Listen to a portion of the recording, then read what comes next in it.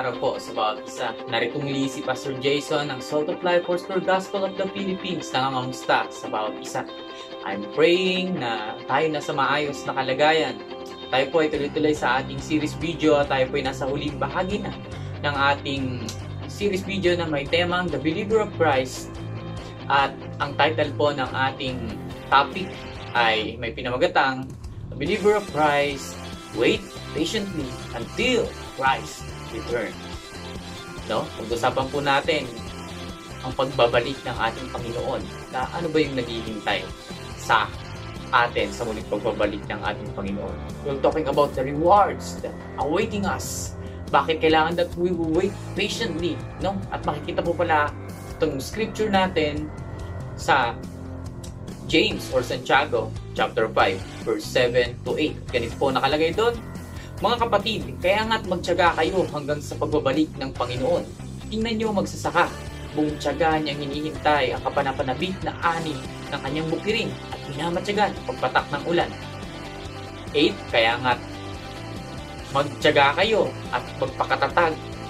Magtiyaga kayo at lakasan niyo ang iniloob sapagkat nalalapit na ang pagdating ng Panginoon.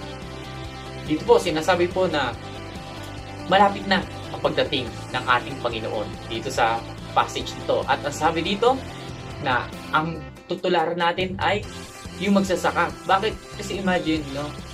Bago maisain natin ang bigas, kahaba-haba muna ng proseso. Talagang binabantayan niya ng magsasaka sa mga peste, yung mga palay para hindi masira. Binabantayan niya sa bagyo, di ba? Laging dinidiligan, tinalagyan mga pesticides, mga ganun. No? Napakaraming process pa. Kaya nga, masasabi natin, isa sa pinakamatyaga ay farmers o magsasaka. Dahil napakatagal ng proseso bago maani yung palay. Kaya inalinturan tayo ng Panginoon sa isang magsasaka na kung paano tayo magtiyaga sa paghihintay niya sapagkat sabi dito, nalalapit na ang pagdating ng ating Panginoon. Now, we're talking about, gaya na sinabi ko kanina, we're talking about ano ba yung naghihintay sa atin? Usap tayo ng usap patungkol sa the believer of Christ, but ano ba yung benepisyo ng pagiging believer of Christ? No? Nangako ang Panginoon sa John chapter 14, pag binasa natin verse 2 to 3, sinasabi din ng Panginoon, manalig kayo sa akin, verse 1, 2, 3. Manalig kayo sa akin, manalig kayo sa Diyos, manalig din kayo sa akin. Sa bahay ng aking Ama ay maraming silid. Kung hindi ito totoo, sasabihin ko ba sa inyo na ako'y paparoon? At paghahanda ko kayo ng matitirahan, at pag napaganda ko na kayo ng matitirahan, ako ibabalik. At isasama ko kayo kung saan ako naroon. Sinabi ng Panginoon sa John 14, verse 1 to 3, no? Na ang Panginoon pumunta sa langit upang ipaghanda tayo ng matitirahan. Upang ipaghanda ng matitirahan ang mga believer of Christ, ang mga nananampalataya sa Kanya, mga tinatawag na anak ng Diyos. At sabi pa nga sa Santiago chapter 1 verse 12, sabi doon, mapahalan ang nananatiling tapat sa kabila ng mga pagsubok. Sapagkat pagkatapos ng pagsubok, tatanggap siya ng korona ng buhay pinangako ng Diyos sa lahat ng umiibig sa Kanya. The crown of life na naghihintay, yung buhay na walang hanggan na naghihintay sa atin. No? Ngayon, tingnan natin kung ano ba yung naghihintay sa atin sa muling pagbabalik ng Panginoon. Ano ba yung hinanda sa atin ng ating Panginoon? No? At ano ba yung dapat natin mga tiyagain? Sabi nga doon, wait patiently until Christ return. Diba? Ano yung naghihintay sa atin? No? Tingnan muna natin ano yung itsura ng langit, no? Pag binasa natin ang Revelation chapter 21 verses 1 hanggang 21, makikita natin doon ang sukat ng langit, ang bagong Jerusalem na bumababa mula sa langit. Ito po ay purong ginto o lantay na ginto ang lansangan. Lansangan pa lang po yan kung babasahin po natin doon at ilalagay ko na lang po sa description box sa baba yung verse, yung Revelation chapter 21 verse 1 to 21. Ilalagay ko na lang po mamaya at basahin na lang po natin doon.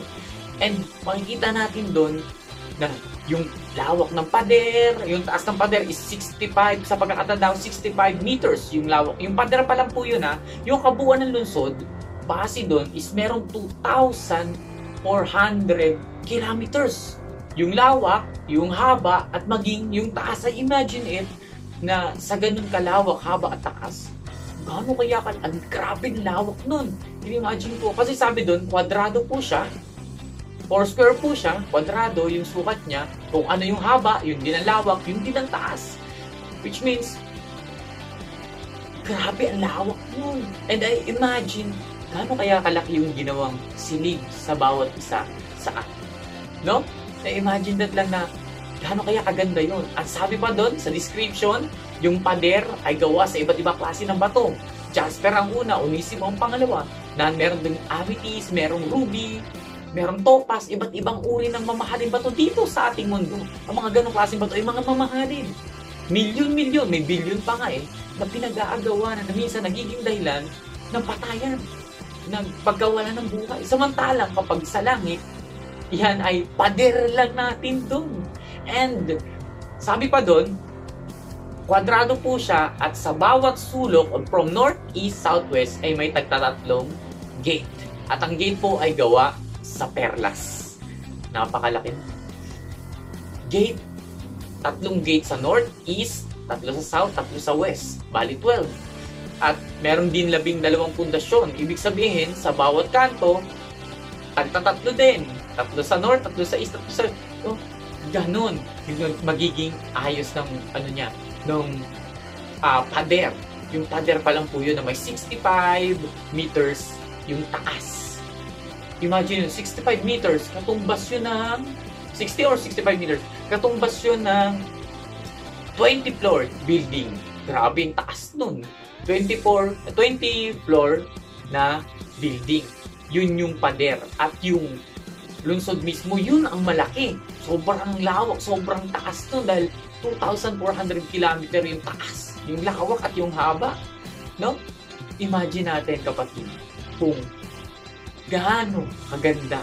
Sabi nga sa description ni Juan, hindi kayang i-describe ng salita ang ganda ng langit. No? At sabi rin ni Pablo, hindi may kukumpara ang buhay na naghihintay sa atin sa muling pagbabalik ng Panginoon kumpara sa pagtitiis natin sa buhay na to. No? Sabi nga dun sa ating sabi dun sa ating title, wait patiently until Christ return. Wait patiently. Ano yung mga titiisin natin? Ngayon babalikan natin yung mga naging previous na pinag-aralan natin. Ang mga tsatsagain or titiisin natin, una, yung prove their faith through action, yung unang-una. Believer of Christ, prove their faith through action. Yung ating action and everyday, yung ating action, yung ating mga ginagawa pag-prove ng faith natin, isa yun sa mga tsatsagay natin na araw-araw sa muling pagbabalik ng Panginoon, pagpapatuloy natin gawin. Isa yun sa part na we wait patiently na tayo'y nagtsatsaga, naghihintay, pinapatunayan na tayo'y tunay na mga niligtas na ng ating Panginoon. At pangalawa, that we are not exempted against trials in life. Yung mga trials sa buhay ay yung mga pinagtsatsagaan, yung mga tsatsagaan, yung mga lalampasan natin na araw-araw dinidil natin. At pangatlo na topic natin is, ano nga ba yun? Yung pangatlong topic natin? The believer must know the difference between trials and testing, test and discipline of God. Na yung paglaban natin sa pagtsatsaga natin na lampasan yung mga kasalanan, yung pagtsatsaga natin sa paglampas dito, no? Na ma-overcome yung mga kasalanan, no? Ma-overcome yung mga trials. At yung pang-apat, we share the gospel of Christ na hindi tayo titigil sa pag-share ng salita ng Panginoon at all season. At yung pang-lima, that we will love one another. Ayan yung mga tsatsagain natin. At we will wait patiently. Sa pag-wait natin patiently, ayan yung pagpapatuloy na gagawin natin hanggang sa muling pagbabalik ng ating Panginoon. Bakit? Dahil napakaganda ng langit na naghihintay sa atin. Hindi kukumpara langit na naghihintay sa atin, yung buhay na naghihintay sa atin, kumpara sa buhay, kumpara sa pagtitiis natin sa mundong ito, sa mga oras na to. Kaya nga kapatid, kung tayo ay napapagod na sa paghihintay sa ating Panginoon, no? Tingnan natin kung gaano kaganda yung langit. Tingnan natin kung ano yung buhay na naghihintay sa atin. Sabi pa nga doon, sa passage sa Revelation chapter 21, meron doon sinasabi na ang Panginoon, magiging Diyos natin, papahiran niya ang mga luha sa ating mata, wala nang sakit, wala nang karamdaman, wala nang pagtangis, wala nang kalungkutan, wala nang paghihirap. Kagalakan ang naghihintay sa atin. Magandang buhay ang naghihintay sa atin. Ang Diyos ang magpapahid sa luha sa ating mata. Wow! Kaya, I'm excited, no? Sa muling pagbabalik ng Panginoon. Alam niyo, kapatid, malapit nang mangyari yun dahil sabi dito, malapit nang dumating ang ating Panginoon. Anytime from now, all, no? Lahat ng nakasaad na prophecy sa Revelation, natutupad na po sa mundo natin ngayon. Poverty, gera, sa kung saan lugar. No, yung gera nga sa Israel hanggang ngayon, go on pa rin siya. Patunay yan na malapit nang bumalik ang ating Panginoon. Kaya kapatid, wag na tayo magpatumpik-tumpik pa. Huwag na tayong mag-backslide. Magpatuloy na tayo na wait patiently until Christ return. No? Dahil hindi maikukumpara ang buhay na naghihintay sa atin sa muling pagbabalik ng Panginoon kumpara sa pagtitiis natin sa buhay na to. At ulit-ulitin ko yan sabihin. No? Napakaganda ng langit na naghihintay sa atin. Pag dinescribe, hindi siya kayang i-describe. But then, pagdating ng Panginoon, pagdating ng time na bumalik ng ating Panginoon, makikita natin kung gaano kaganda ang inihanda ng Panginoon para sa mga umiibig sa Kanya. Kaya nga, magtiyaga tayo hanggang wakas.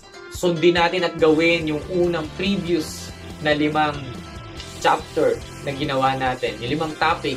Una, believer of Christ, prove their faith through action. Pangalawa, believer of Christ is not exempted against trials in life. Tatlo, believer of Christ must know the difference between test and discipline of God. Pang-apat, believer of Christ share the gospel of Christ at all season. At panlima, believer of Christ love one another. Gawin natin yan hanggang sa muling pagbabalik ng Panginoon. At kita-kita tayo, kapatid, sa langit na hinanda ng ating Panginoon para sa lahat ng umiibig sa Kanya. I pray and I hope na magpatuloy tayo na naging encouragement sa atin ang series video na to. Maraming salamat sa pakikinig, no? Sa pagtitiyagang pakikinig sa magandang balitang inihahatid sa atin ng ating Panginoon. God bless us all.